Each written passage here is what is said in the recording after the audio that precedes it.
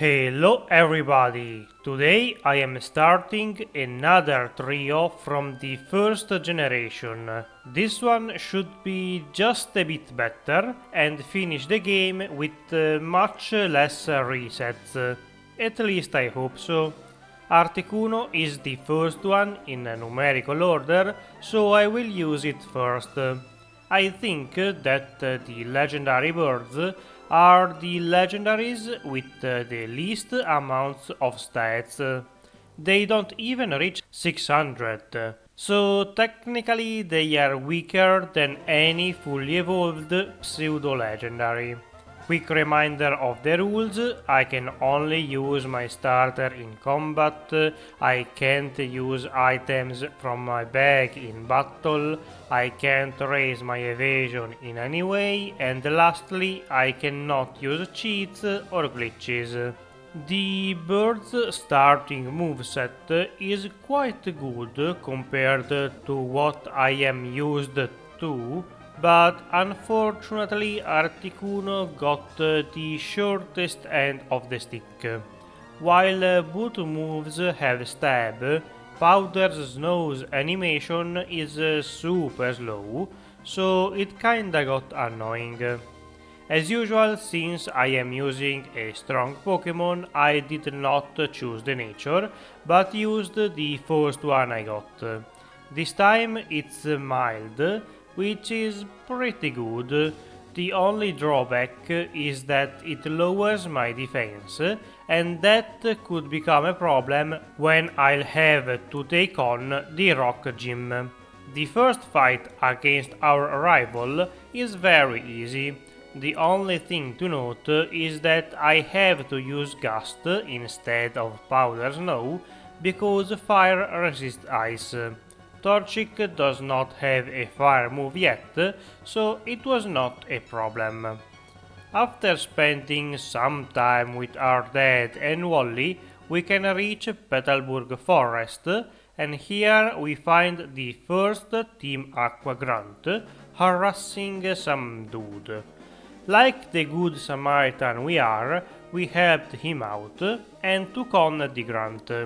His Puccina can't do much to us, so the bully got defeated in no time. Not long after, we have to attempt the Rock Gym. I was worried about Roxanne for obvious reasons, and my fears were justified. Her ace nose pass does like 2/3 of my HP in one hit, so this is going to be a problem. Except for the fact that Powder Snow can freeze, so instead of grinding for a long time, I tried her a couple more times.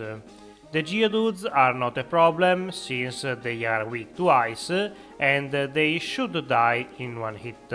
It did not take that many attempts, and in this one I get the coveted freeze.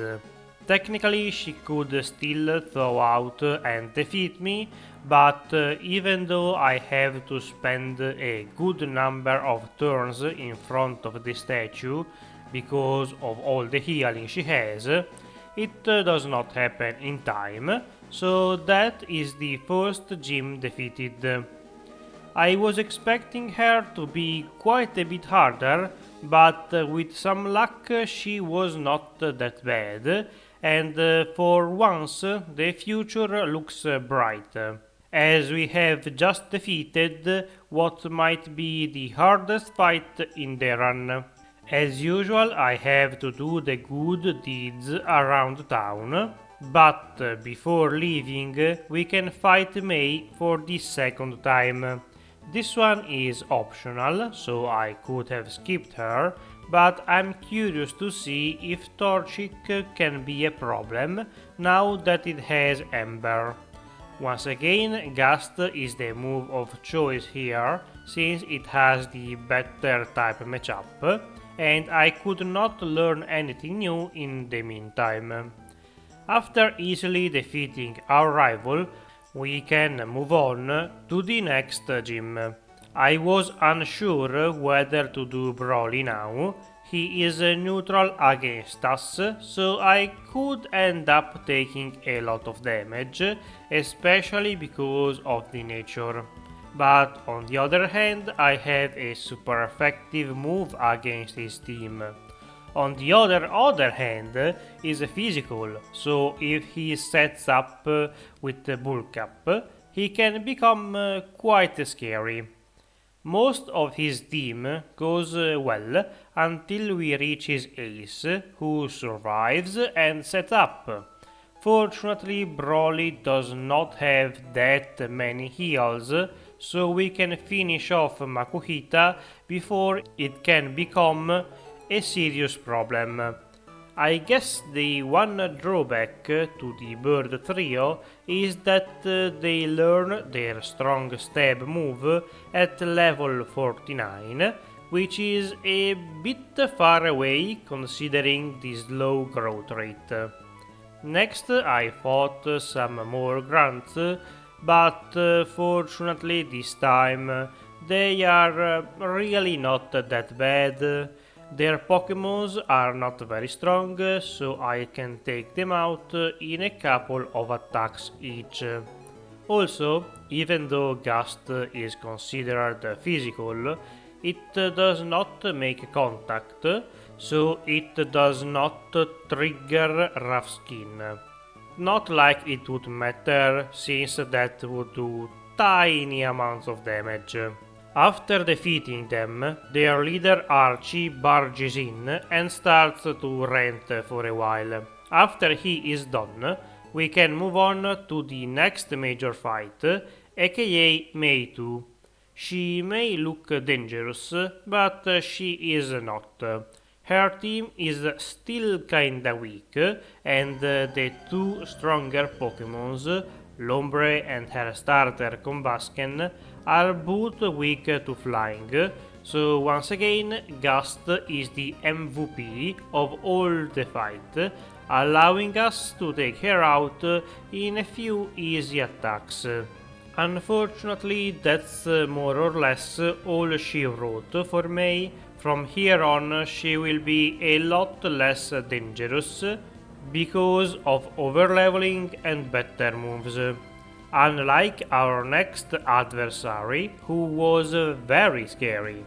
Watson loves electric types, and I'm sure he would love to electrocute our bird. I was unsure whether to buy Ice Beam or not, but considering that Magneton resists it, I ultimately caved in and used it.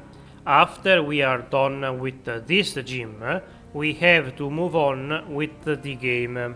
Like usual, we have to climb the volcano to stop Maxi, who is already looking for Groudon, or at least I think that's the reason why he is here, causing trouble. The fight against him is not really it's not very impressive. I can just spam Ice Beam and sweep through his team. Unfortunately, the next fight is going to be a bit more problematic than that, or at least that's what I thought. Flannery specializes in fire types, who are obviously super effective against us, and my only decent move is Ice, who she resists. I'm not sure what happened. Her AI seemed to stop working for a long time.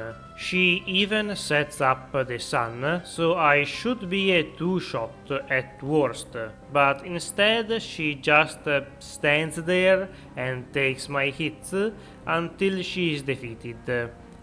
That was anticlimactic as heck. I guess I'll take the badge and hope that the next gym will be a bit more entertaining. And would you look at that, the next gym is here! Norman is the next leader we have to fight.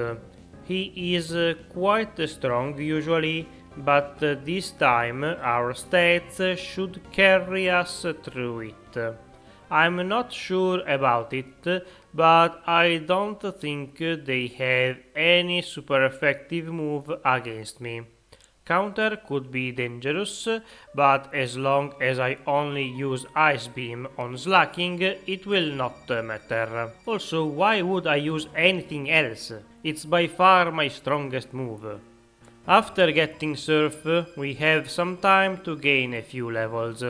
Eventually we can reach the next fight against May. As I mentioned earlier, she is not a problem. She still ends up taking a good amount of turns, mostly because she likes to waste time with the Protect and later Fake Out, and I also did not take it too seriously. Another bad thing about the bird legendaries is that their move pool is not that great. Sure, they have their good stab moves, but other than Steel Wing and Return, there is not a whole lot else to use. After taking care of May, we can start the next gym fight against Winona. This one too should not be a huge problem. We have Stab Ice Beam, who is super effective on most of her team. The only thing that could be a problem is Skarmory with the Saint Attack and Pelipper. Thankfully neither of them go for their scammy moves, so this one too is a sort of a sweep. May must be having one of the worst days of her life, because soon after taking the 6th badge we can fight her again in front of them all. Since her team did not change that much, we can repeat the previous fight bit for bit, so once again poor old May has to fall. It's been quite a while since she got a W in the last 2 matches. I would have liked her to be more of a challenge. That's why I gave her the fire starter. I then made an oopsie and forgot to record the fight against Maxi, but you did not miss much other than an Ice Beam sweep. As you can see on screen, these kinds of trainers can't really touch me anymore. After a while, we can reach Tate and Liza. The twins are kinda scary, to be honest. Ice Beam is very good against them, but if they start setting up, their Pokémons can become a problem. First I had to take out Claydol since it has Ancient Power. Fortunately for me, the 2 floating Geodes don't have any rock moves. The worst they can do is Hypnosis or Flamethrower. They take too much time setting up their attacks, so they don't have any turns left to use them before I can send them 6 feet under. In the meantime, Xatu used a bunch of Calm Minds while I was busy with the rest of the team, but it's not quite enough to take me down before I can do the same to him. With that, we have earned the 7th badge of the region. After some more potions, this is getting annoying. Before we can make a move for the last badge, there is quite a bit of story stuff to do, starting with the double fight against Maxi and the other Team Magma guy. This time I remembered to record it. It's a bit more interesting than the previous fight against them, simply because there are more attacks being thrown out, but in the end this one too is nothing to write home about. Their Pokémons often get defeated before they can move. They managed to slow and confuse me, which is very good for them, but ultimately our firepower is too overwhelming and we can defeat them both without any issues. I have to admit that I am a bit conflicted about the champion situation. Steven is a much better trainer, but for the same reason it would be a lot harder to defeat him instead of Wallace at the end of the game. Once Team Magma Rocket is dismantled, we can use the Dive HM to reach the Kyogre spot, and here we find Archie as usual. He tries to fight us, but much like his Groudon counterpart, he stands pretty much no chance. Sharpedo is the only one who leaves a hit, and I am genuinely surprised. I know he resists it, but his defenses are so bad. Eventually he is defeated too, so the end of the world can start. With both legendaries awake, the weather in the region is a mess, so we have to go beg Rayquaza for help cleaning it up. At this point, I trust you already know about the like, comments, share, subscribe, etc. After saving the region, we can finally start the last gym. Juan should not be too hard, but also not super easy either. His team is mostly made of Pokémons who resist Ice Beam, so I can't really use that and have to fall back on return.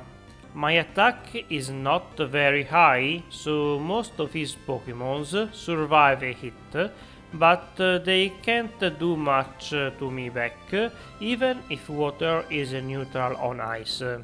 So in a few more turns we can earn the last of the gym badges. Pay no attention to the misplay against Kingdra. I should have used Ice Beam from the start, but it did not matter in the end. Once we can use Waterfall too, it's time to start the victory road.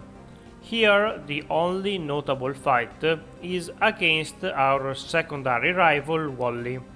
Ice is a good type against him. The only thing that resists it is Magneton, who could be a problem since he is super effective against me too, but my defenses are way too high for him to break through, so in a couple of hits the magnet is removed and I can continue the sweep of his team. I maybe should have switched to return, since Gardevoir has a ton of special defense, but again it did not really matter. It would have died soon anyway. While that was a fun distraction, it's time for the main course. The league is upon us. For once I did not spend a bunch of time grinding and went in at a more reasonable level. If the need arises, I still have the rare candies though. First one up is Sidney, who should not be too bad. Most of his team does not handle Ice Beam very well. Only Kronaast leaves it because of his typing, but it's not enough to defeat a legendary, even a bad one. Kronaast does take a little bit more time than I expected, but that's only because of the good amount of full restores that Sidney uses on it.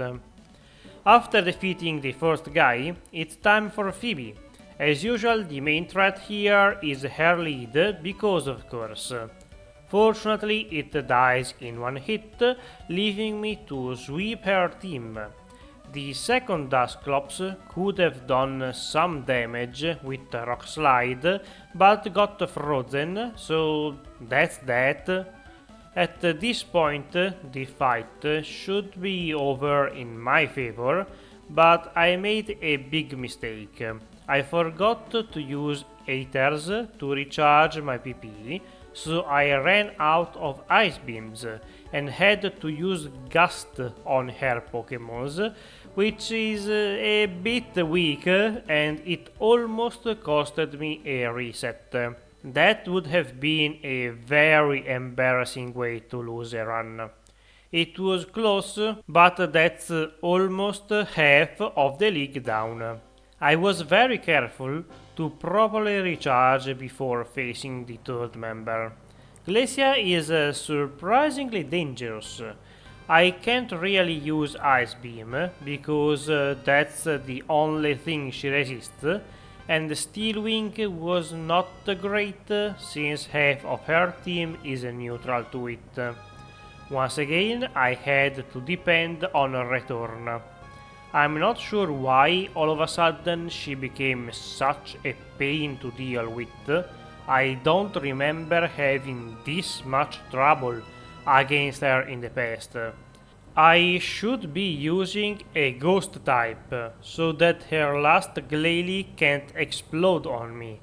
Until she cheats, pulls out a Megastone and hits me anyway because of Glaciite. I'm not sure what happened in this attempt. Somehow I got through most of her team with no damage, so Glalie did not see a kill and used Ice Beam instead. That was what I needed to reach her ace. Wall Rain was quite the wall too. I was surprised to see that it took all of my hits like it was nothing and ultimately almost 1v1'd me. Almost 1v1'd me. We have now reached the penultimate fight in the game. Drake is not somebody I was worried about, for hopefully obvious reasons. His team is going to get blasted away by Ice Beam like it's nothing. Team Rocket is going to be envious of their departure. Of course, Kindra is the usual odd one out. Unlike the rest of the team who is quad weak to ice, Kindra is neutral to it, so the seahorse is able to live for a while longer, but eventually he goes down too. There is only the champion left, but he is going to be a huge obstacle. By far the strongest enemy in the game for Articuno. Once again, half of his team resists my stab move, while the other half is neutral to it. Return will have to carry me through this one too. Finally, my best stat can come into play too. Having good special defense is great in this fight, since almost all of their moves are special. One thing that I always underestimate is the passive damage dealing moves that the champion has, like Leech Seed or Toxic, because most of the time the fight will last a long time and it's not going to get any easier with those on. After cutting down half of his team, Articuno was not looking too good. Next, he sends out Gyarados. Here Wallace makes a mistake, in my opinion.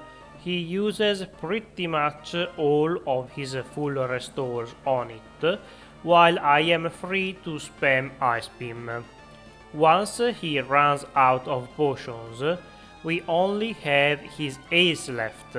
Milotic is very dangerous because he can toxic me and then stall with a recover, and that's exactly how I lost the first attempt.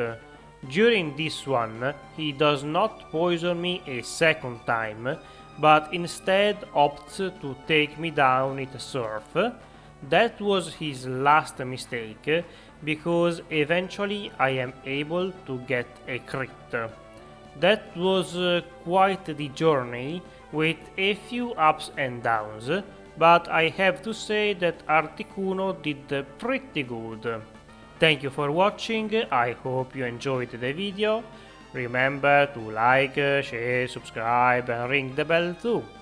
If you have any video suggestions, ideas or any feedback, leave a comment down below.